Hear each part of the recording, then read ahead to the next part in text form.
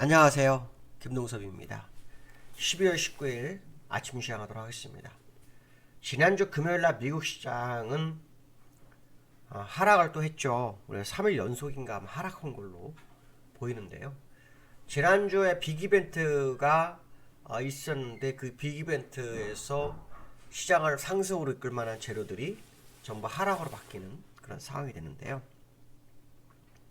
미국 시장은 침체 우려가 시장을 하락을 시켰다고 합니다.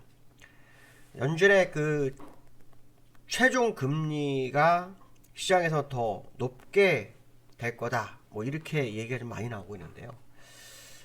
존 윌리엄스라고 뉴욕 연은 총재죠. 연준 내 권력서의 순위 3위인데요. 그가 이런 발언을 했다고 합니다.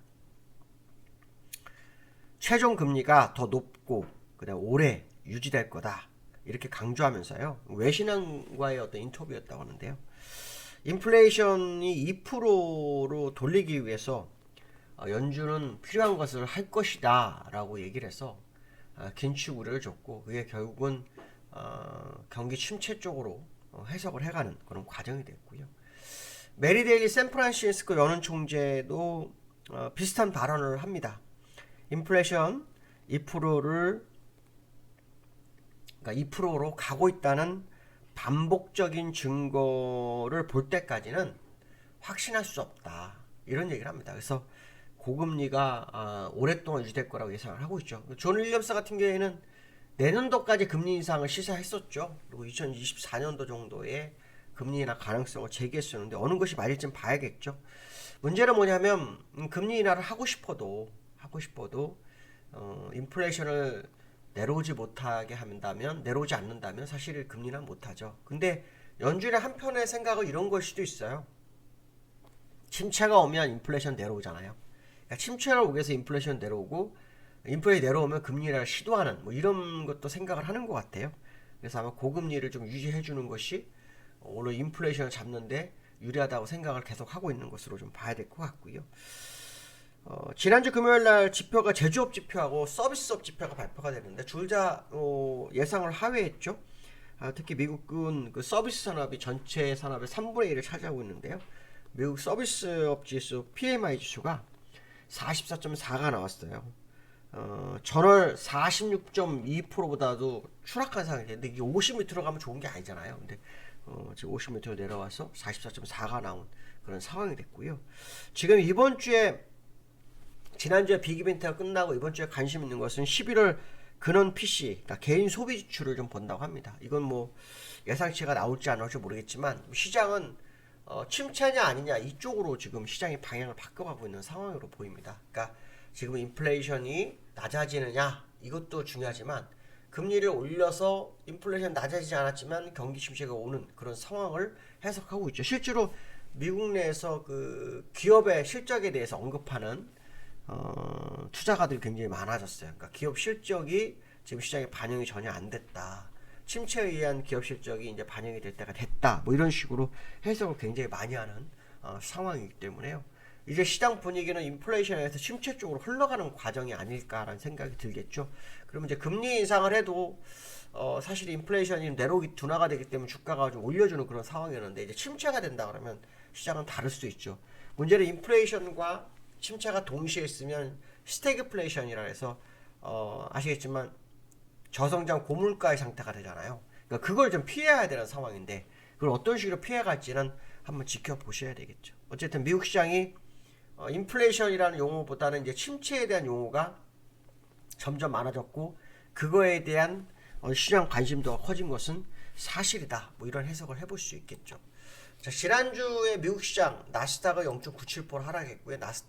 다우는 0.85% 하락을 했네요. 다우 차트를 좀 보시면 4일 연속 음봉이 나왔네요. 그렇죠? 4일 연속 음봉이 나왔어요. 4일 연속 음봉이 나와서 지금 보시면은 200일선, 121선 근처까지 지금 밀려있는 상황이고요.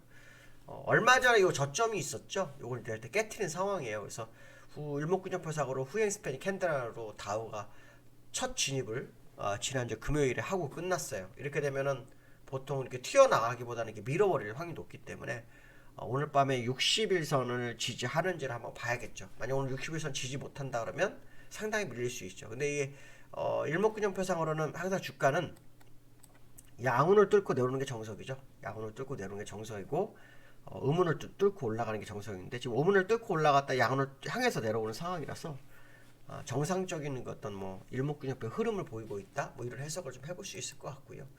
나스닥도 지금 4일 연속으로 다와 똑같이 움직였는데요. 나스닥 같은 경우에는 전저점이 굉장히 얼마 안 남은 상황이 됐죠. 특히 뭐 기술주들의 흐름이 좀 많이 빠지죠. 테슬라 같은 경우도 좀 계속해서 내려오고 있는 상황이고, 그렇죠? 그 다음에 비트코인이 하락하면서 기술주들의 영향을 좀 미치고 있는 상황이에요. 얼마 전에 주가가 미국이 올라오면서 비트코인이 2,300만 원까지 올랐다가 다시 2,200만 원 초입으로 밀리는 상황이 됐거든요. 그러니까 그런 부분도 이제 기술주들이 시장에 영향을 미치는 그런 단계에 있는 거 아니냐 이런 해석을 해봐야 될 것 같고요. 아까 말씀하신 개인 PC 소비 지출이 이제 발표가 되는데 이 부분이 어느 정도로 시장에 영향을 미칠지 봐야겠죠. 뭐 시장 예상치로는 둔화됐을 확률을 열어두고 보는데요. 해석을 어떻게 하느냐에 따라 다르거든요. 얼마 전에 소비자 물가지수가 7.7에서 7.1이 됐잖아요.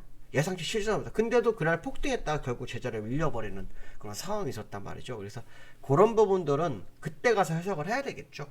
그렇지만 일단 빅이벤트 때 나왔던 소비자 물가지수 FMC가 끝나고 나오는 이제 두 번째 지표 중에 하나가 개인 소비 지출인데 요 개인 소비 지출에 대해서 좀 확인을 해봐야 될 거다. 뭐 이런 말씀 해드리고 싶고요.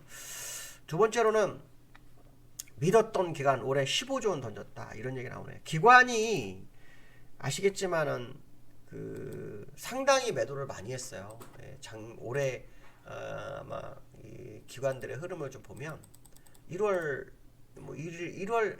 3일부터 보면요 기관이 조금 줄였네요. 좀 줄였습니다. 그러니까 12조 7천억 정도 줄였는데 코스닥까지 하면 15조 3천억이죠. 그러니까 기관이 15조, 외국인이 10조를 팔았네요.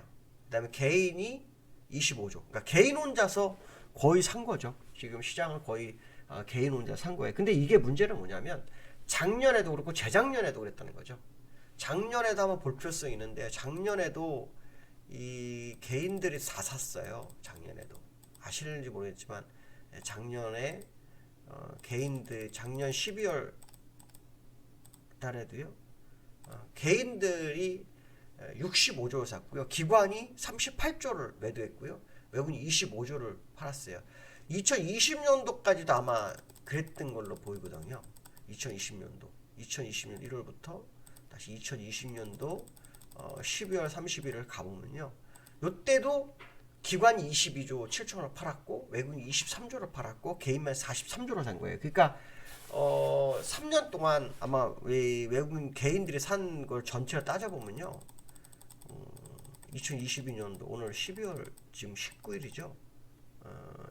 12월 19일을 기준하면 개인이 126조를 샀고요. 기관이 74조를 팔았고요. 외국인이 55조를 파는 거예요. 그러니까 지금 사실 개인들만의 장세가 된 거죠.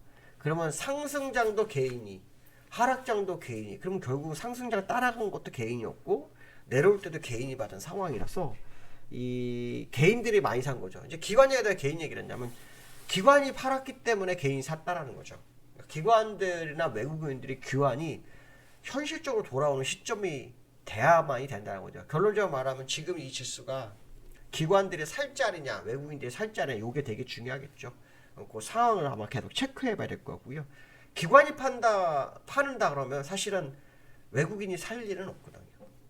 거의 같이 파는 상황이라고 해석을 해야 되겠죠. 그래서 상당히 매도가 좀 많이 나오는 그런 상황이다라는 생각을 해보셔야 되겠습니다. 그래서 기관이나 외국인들의 흐름의 변화, 수급의 변화가 어떤 식으로 오는지를 한번 보실 필요성이 있겠다. 뭐 이런 말씀 드리고 싶고요. 그 다음에 코스피가 2300이 2400이냐 이게 무슨 말이냐면 2400을 안착을 못하고 밀렸어요. 근데 다시 또 2300에서 어저께 2320 지난주에 2320까지인가 밀렸다가 올라왔어요. 그러니까 지금 이제 2300으로 갈 거냐 아니냐, 2400으로 갈 거냐 아니냐 이 얘기를 좀 하는 상황이 됐다라는 거죠. 근데 이제 기술적으로는 사실은 2400으로 가는 게 좀 부담스러운 자리죠. 지난주 금요일날 61선의 지지력을 보인 것은 사실이지만 이 61선을 지지하면서 개파락이 한 1% 이상 됐던 거를 메워줬어요. 개파락을 메웠기 때문에 그리고 거의 보합권에서 끝난 그런 상황이었는데요.